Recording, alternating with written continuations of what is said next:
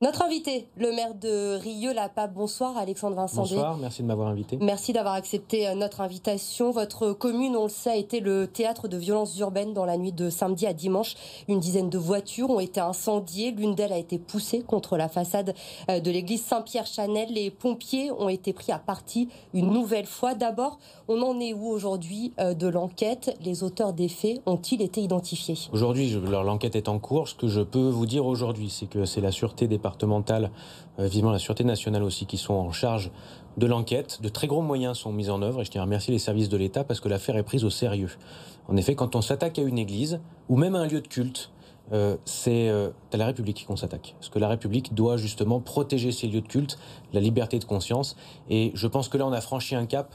Et j'espère que les services de l'État vont mettre tous les moyens nécessaires pour pouvoir appréhender les auteurs. Alors Gérald Darmanin, le ministre de l'Intérieur justement, est attendu ce soir à Rieux-la-Pape pour rencontrer notamment les autorités religieuses et les forces de l'ordre. Vous attendez quoi de cette visite du ministre de l'Intérieur? Vous attendez des annonces concrètes dès ce soir? Des moyens supplémentaires.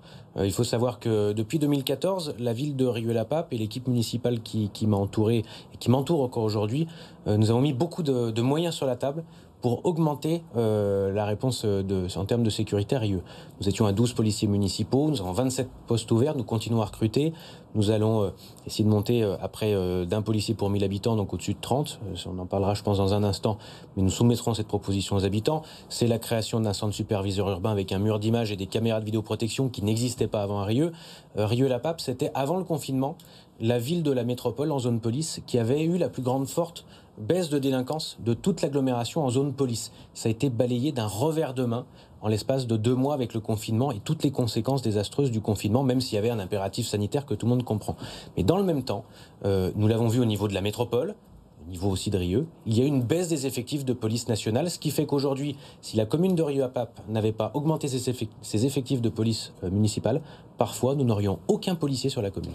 Vous avez déjà rencontré Gérald Darmanin il y a quelques semaines à Paris, il y a une dizaine de jours.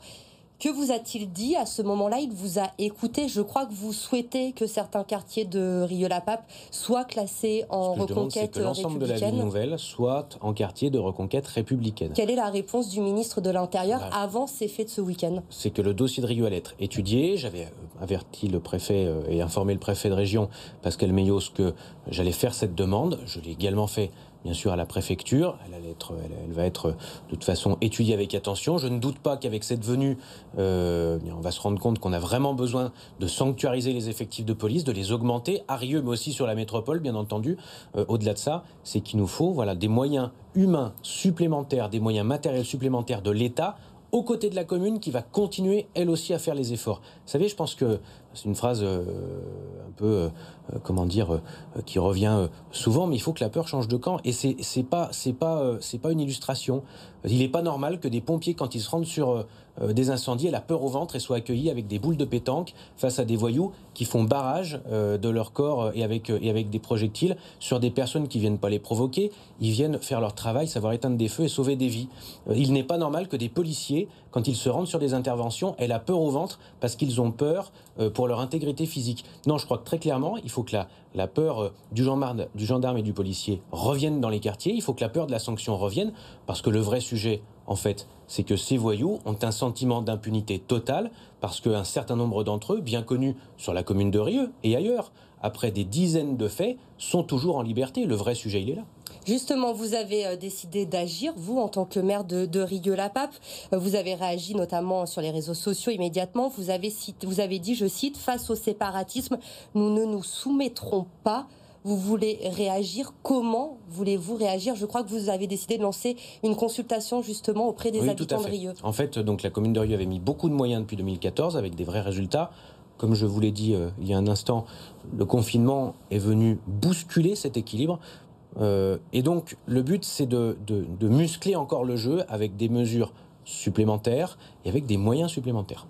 Cependant, je pense qu'il est important sur ces sujets-là qui concernent tout le monde. C'est pas une question partisane, la sécurité. Dans une ville nouvelle comme Rieux-la-Pape qui va connaître une transformation urbaine sans précédent. C'est aussi ça que les voyous essayent de freiner. C'est la transformation urbaine des quartiers qui va arriver. 320 millions d'euros. On va refaire les écoles, les quartiers, créer de la mixité sociale. Donc on va bousculer leur écosystème. On a besoin d'être appuyé par la population. Je vais donc faire un certain nombre de mesures, de propositions sur des mesures fortes. Ces mesures vont être votées par la population. Et l'ensemble Quel genre des de mesures, mesures, justement, l'augmentation des effectifs de police municipale, l'augmentation des moyens de vidéoprotection, la possibilité de tester des drones pour suivre les rodéos, la possibilité, par exemple, de mettre systématiquement des stages de rupture républicains pour les jeunes qui commettent des petits délits. Ce que nous sommes en train de faire avec le parquet, nous avons une réunion avec le procureur récemment et nous allons travailler sur une convention pour généraliser les travaux d'intérêt généraux, ce qu'on appelle dans le jargon juridique le travail non rémunéré.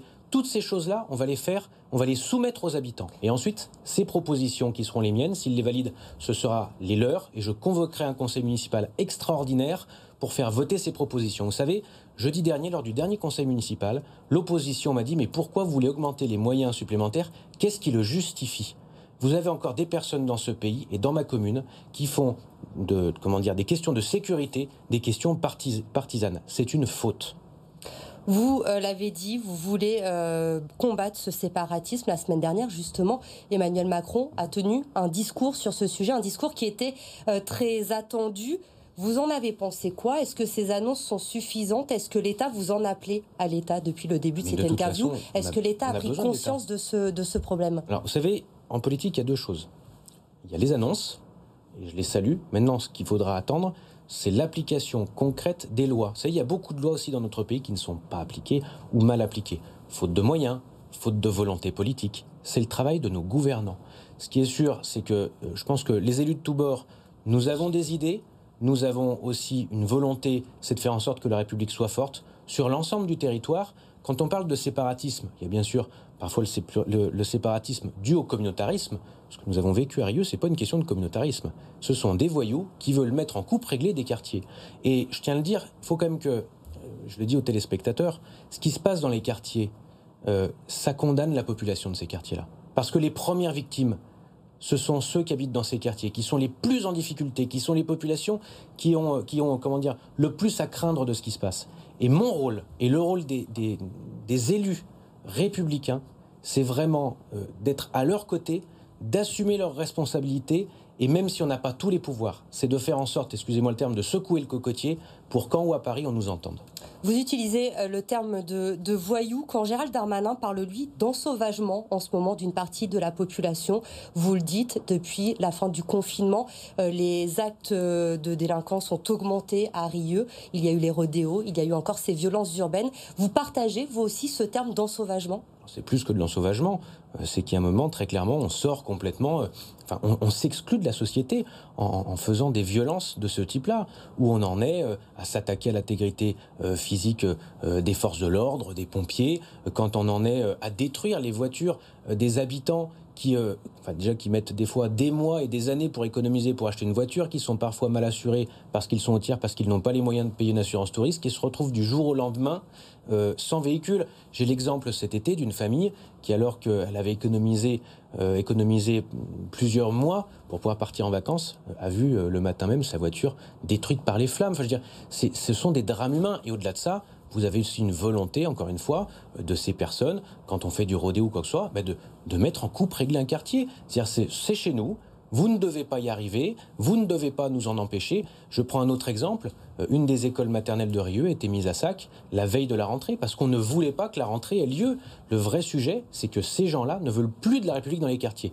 Et c'est ce que je dis, notre travail, c'est de faire en sorte que la République, elle soit là partout et pour tous. Et vous allez le faire notamment en lançant cette grande consultation des habitants donc à Rieux à partir de la semaine prochaine. Merci beaucoup. Merci Alexandre Vincendé d'avoir été notre invité ce soir sur le plateau de BFM Lyon.